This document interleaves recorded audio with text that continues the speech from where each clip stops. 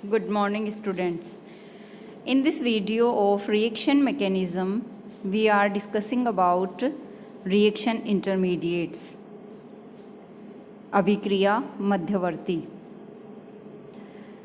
There are so many reactions which includes or involves reaction intermediates as their completion. किसी भी reaction में reactant से product का formation होने से पहले कुछ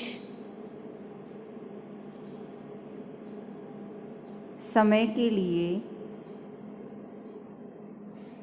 ऐसी स्पीसीज़ बनती हैं जिन्हें रिएक्शन मिक्सचर से आइसोलेट किया जा सकता है.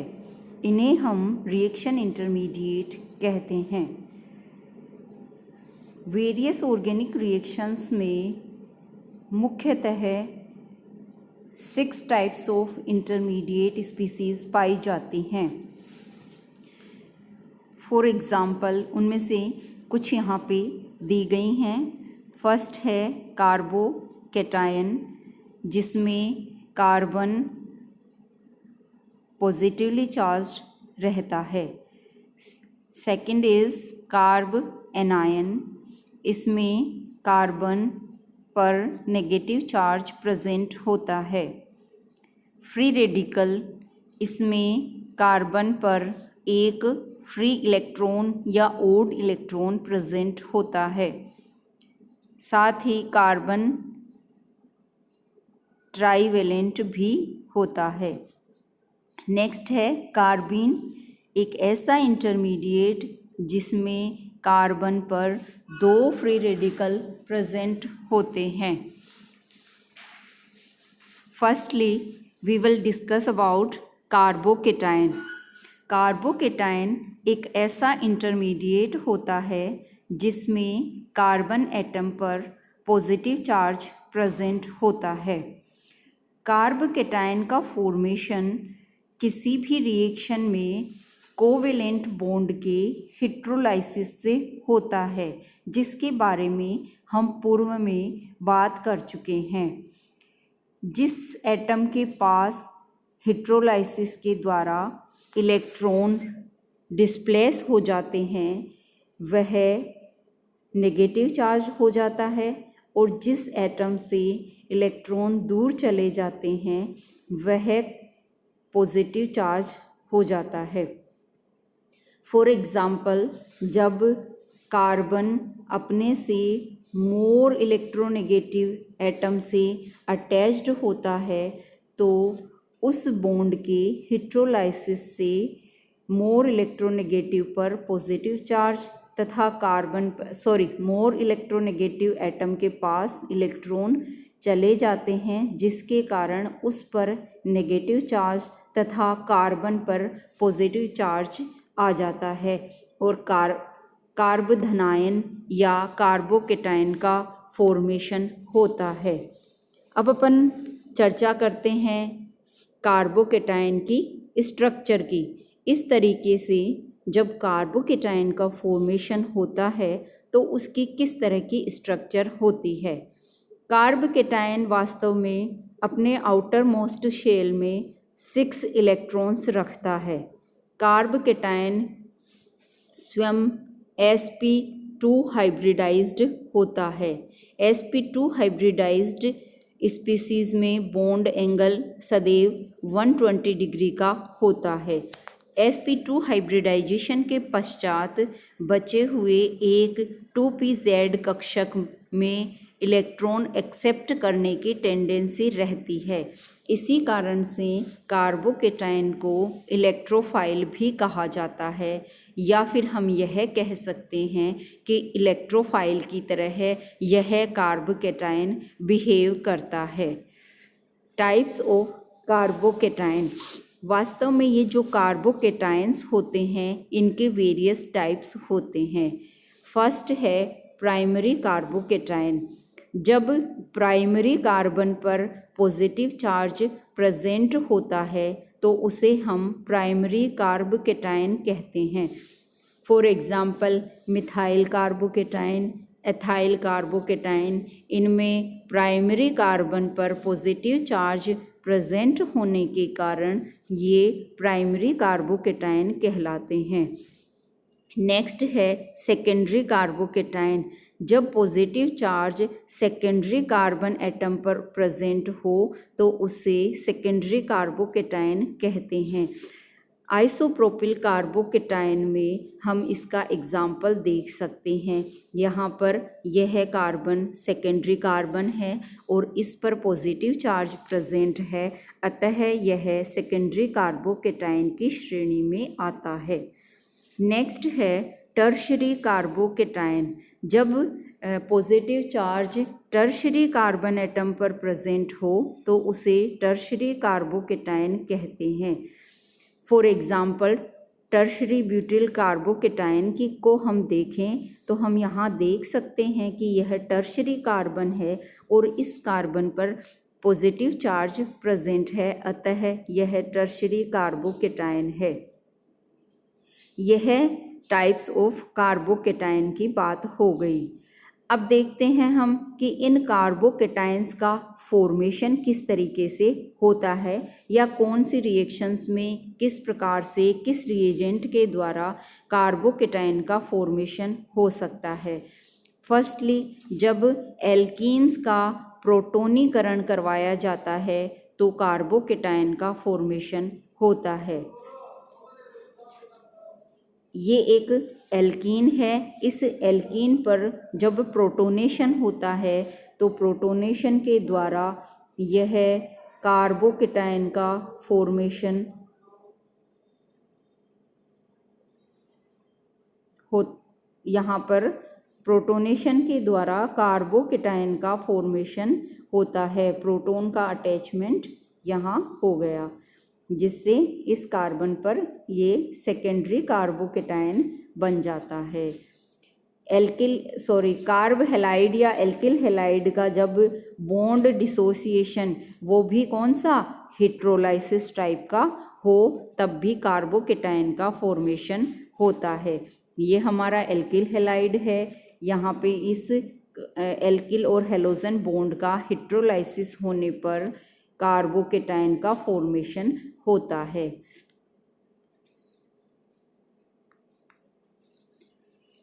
नेक्स्ट है कार्बोनिल कंपाउंड्स के प्रोटोनीकरण द्वारा भी कार्बोकेटाइन का फॉर्मेशन हो सकता है।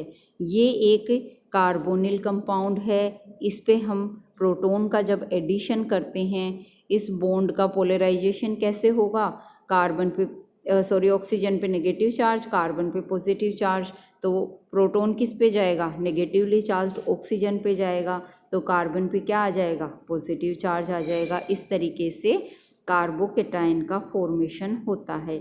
इसी प्रकार एल्कोहल के प्रोटोनीकरण या प्रोटोनेशन से भी कार्बोकेटाइन का फॉर्मेशन होता है। यह एल्कोहल है। एल्कोहल का प्रोटोनीकरण किया गया, ऑक्सीजन ने अपने लोन पे डोनेट करके इस प्रोटॉन को अपने साथ ऐड कर लिया, फिर यहाँ पे ये बॉन्ड ब्रेक हो जाता है और कार्बोकेटाइन का फॉर्मेशन होता है। नेक्स्ट है reactivity and stability of carbocations. Means कि ये जो कार्बोकेटाइंस बनते हैं ये कितने स्थायी होते हैं या फिर कितने क्रियाशील होते हैं। देखिए, जितने भी इंटरमीडिएट्स होते हैं वे सभी बहुत ज़्यादा रिएक्टिव स्पीसीज़ होती हैं, यानी ये काफ़ी कम समय के लिए आइसोलेट हो पाती हैं। कार्बोकेटाइन में वास्तव में कार्बन के आसपास 6 इलेक्ट्रॉन्स प्रेजेंट होते हैं, जिनके कारण से इसका ऑक्टेट कंप्लीट नहीं होता है। अतः ये अपने ऑक्टेट को कंप्लीट करने के लिए तेज़ी से क्रिया करते हैं। इलेक्ट्रॉन पेयर को ग्रहण करने के कारण ये स्पीसीज़ इलेक्ट्रोफाइल या लुईस एसिड कहलाती हैं। वे सभी फैक्टर्स जो कार्बोकेटाइन पर पॉजिटिव चार्ज को कम कर देते हैं वे इसकी स्टेबिलिटी को सदैव बढ़ाते ही हैं। इनके स्टेबिलिटी ऑर्डर को अगर अपन देखें तो यहाँ हम देख सकते हैं कि tertiary carbocation is more stable than secondary carbocation, then it is more stable than primary carbocation, and primary carbocation is more stable than methyl carbocation. अगर एरोमेटिक कार्बोकेटाइन्स की बात करें तो इनमें भी टर्शरी, सेकेंडरी एंड प्राइमरी का order होता है। Means most stable tertiary carbocation होगा तथा लिस्ट स्टेबल प्राइमरी कार्बोकेटाइन होगा। कार्बोकेटाइन्स की स्टेबिलिटी को मुख्यतः 2 फैक्टर्स अफेक्ट करते हैं। फर्स्ट है inductive effect and second is hyper conjugation effect. Inductive effect के द्वारा हम कार्बोकेटाइन्स की स्टेबिलिटी को बता सकते हैं, साथ ही हम हाइपर कॉन्जुगेशन के द्वारा भी कार्बोकेटाइन्स की स्टेबिलिटी को बताते हैं। Firstly we will talk about inductive effect और प्रेरणिक प्रभाव। देखिए, ये जो प्रेरणिक प्रभाव होते हैं वह आई के द्वारा रिप्रेजेंट किया जाता है तथा यह भी 2 तरीके का होता है, plus I effect and minus I effect. वे सभी स्पीसीज़ जो कि अपने पास उपस्थित सिंगल बॉन्ड के इलेक्ट्रॉनों को प्रतिकर्षित कर देती हैं, यानी अपने से दूर भेजती हैं तथा दूर वाले एटम पर इलेक्ट्रॉन डेंसिटी को इंक्रीज करने में मदद करती हैं, वे प्लस आई इफेक्ट वाली स्पीसीज़ होती हैं, जैसे कि एल्किल ग्रुप्स। और वे सभी स्पीसीज़ या ग्रुप्स जो बॉन्ड के इलेक्ट्रॉनों को अपनी तरफ आकर्षित करने की कोशिश करती हैं और अपने से दूर वाले एटम को इलेक्ट्रॉन लेस या फिर इलेक्ट्रॉनों की कमी उसके ऊपर उत्पन्न कर देती हैं, वे माइनस आई इफेक्ट वाली होती हैं या माइनस आई इफेक्ट उनके द्वारा प्रदर्शित किया जाता है। कार्बोकेटाइन में हम देखते हैं कि एल्किल ग्रुप्स कार्बोकेटाइन से या फिर पॉजिटिवली चार्ज्ड कार्बन एटम से अटैच्ड होते हैं, तो alkyl groups plus I effect के द्वारा पॉजिटिव चार्ज स्पीसीज़ पर इलेक्ट्रॉन डेंसिटी को बढ़ा देते हैं, जिससे कि कार्बोकेटाइन पर पॉजिटिव चार्ज में कमी आती जाती है और उनकी स्टेबिलिटी बढ़ती जाती है। जैसे जैसे एल्किल ग्रुप्स बढ़ते हैं वैसे वैसे प्लस आई इफेक्ट बढ़ता है और उसी तरीके से स्टेबिलिटी भी कार्बोकेटाइन की बढ़ती जाती है। इस स्टेबिलिटी के आधार पर हम ये कह सकते हैं कि प्राइमरी कार्बोकेटाइन यानी कि 1 डिग्री कार्बोकेटाइन अत्यधिक क्रियाशील होते हैं। कुछ एग्जाम्पल्स यहाँ दिए गए हैं जो plus I effect and minus I effect को बता रहे हैं। Plus I effect alkyl group के द्वारा अधिकांशतः दर्शाया जाता है और माइनस आई इफेक्ट देखिए हेलोजन्स के द्वारा नाइट्रो ग्रुप है, साइनो ग्रुप है, कार्बोक्सिलिक एसिड ग्रुप है, एस्टर ग्रुप है, एल्डिहाइड ग्रुप है, इन सभी के द्वारा दर्शाया जाता है, प्रदर्शित होता है। वास्तव में किसी भी स्पीसीज़ कार्बोकेटाइनों की ही बात नहीं, सभी प्रकार की स्पीसीज़ में रिएक्टिविटी स्टेबिलिटी के इन्वर्सली प्रोपोर्शनल होती है, अर्थात कोई भी स्पीसीज़ जितनी अधिक स्थायी होती है उसकी क्रियाशीलता उतनी ही कम होती है। कार्बोकेटाइन में भी ऐसा ही है, कार्बोकेटाइन जितना अधिक क्रियाशील होगा वह उतना ही अधिक अस्थायी होगा। अतः जब हम बात करते हैं कि टर्शरी कार्बोकेटाइन की स्टेबिलिटी अत्यधिक है या सबसे अधिक है, तो हम यह भी कह सकते हैं कि टर्शरी कार्बोकेटाइन की क्रियाशीलता सबसे कम है। अब अतिसंयुग्मन। अतिसंयुग्मन को हाइपर कॉन्जुगेशन या नो बॉन्ड रेजोनेंस के द्वारा भी जाना जाता है। नो बॉन्ड रेजोनेंस अर्थात दो एटम्स के बीच सिंगल बॉन्ड प्रेजेंट था और वह बॉन्ड स्वयं ही रेजोनेंस में पार्टिसिपेट करने लग जाता है और दोनों एटम्स के बीच रेजोनेंस के समय किसी तरह की कोई बॉन्डिंग नहीं होती है, फिर भी वह अपनी पर्टिकुलर पोजीशन पर प्रेजेंट रहता है। इसे ही अतिसंयुग्मन या हाइपर कॉन्जुगेशन के नाम से जाना जाता है। वास्तव में कार्बोकेटायन में हाइपर कॉन्जुगेशन प्रेजेंट हो सकता है यदि उसमें बीटा हाइड्रोजन एटम प्रेजेंट हो, क्योंकि बीटा हाइड्रोजन एटम ही हाइपर कॉन्जुगेशन उत्पन्न कर सकते हैं। यहाँ हम देख सकते हैं इथाइल कार्बोकेटायन में बीटा हाइड्रोजन एटम्स प्रेजेंट हैं, अतः वे हाइपर कॉन्जुगेशन द्वारा रेजोनेंस प्रदर्शित करते हैं और उसके परिणाम स्वरूप कार्बोकेटायन की स्टेबिलिटी बढ़ जाती है। इस कार्बोकेटायन को हम देखें तो यहाँ पर तीन बीटा हाइड्रोजन प्रेजेंट हैं और बारी बारी से ये हाइड्रोजन रेजोनेंस में पार्टिसिपेट करते हैं और अपने बॉन्ड को कार्बन कार्बन के बीच में शिफ्ट होने देते हैं। इस तरीके से एथिल कार्बोकेटायन में 3 बीटा हाइड्रोजन एटम प्रेजेंट होने पर 4 रेजोनेटिंग स्ट्रक्चर्स प्राप्त होती हैं। अगर बीटा हाइड्रोजन्स की संख्या बढ़ जाती है तो रेजोनेटिंग स्ट्रक्चर्स की संख्या भी बढ़ जाएगी, अर्थात स्टेबिलिटी भी बढ़ जाएगी। अतः टर्शियरी कार्बोकेटायन में रेजोनेटिंग बीटा हाइड्रोजन की संख्या बढ़ने के कारण रेजोनेटिंग स्ट्रक्चर्स भी बढ़ जाती हैं, अर्थात इनमें बहुत अधिक रेजोनेंस पाया जाता है, उतना ही ज़्यादा कार्बोकेटायन का स्थायित्व भी पाया जाता है।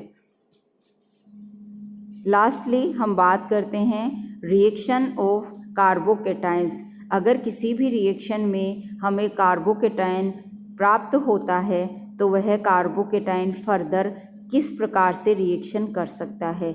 कार्बोकेटायन किसी भी न्यूक्लियोफाइल के साथ इजीली बॉन्डेड हो सकता है। अगर कार्बोकेटायन को न्यूक्लियोफाइल के पास लाया जाए तो उन दोनों के बीच में इजीली बॉन्ड फॉर्मेशन हो सकता है। साथ ही एल्कीन का फॉर्मेशन भी कार्बोकेटायन द्वारा हो सकता है। यदि कार्बोकेटायन के एडजेसेंट कार्बन पर प्रोटॉन के रिमूवल की पॉसिबिलिटी है तो प्रोटॉन के रिमूवल द्वारा वहाँ पर डबल बॉन्ड का फॉर्मेशन हो जाता है। साथ ही कार्बोकेटायन में रीअरेंजमेंट भी पाया जा सकता है और इस रीअरेंजमेंट प्रोसेस के द्वारा कार्बोकेटायन मोर स्टेबल कार्बोकेटायन का फॉर्मेशन कर लेता है। जब किसी रिएक्शन में इस तरीके का प्राइमरी कार्बोकेटायन बनता है तो वह रीअरेंजमेंट द्वारा मोर स्टेबल टर्शियरी कार्बोकेटायन में कन्वर्ट हो जाता है।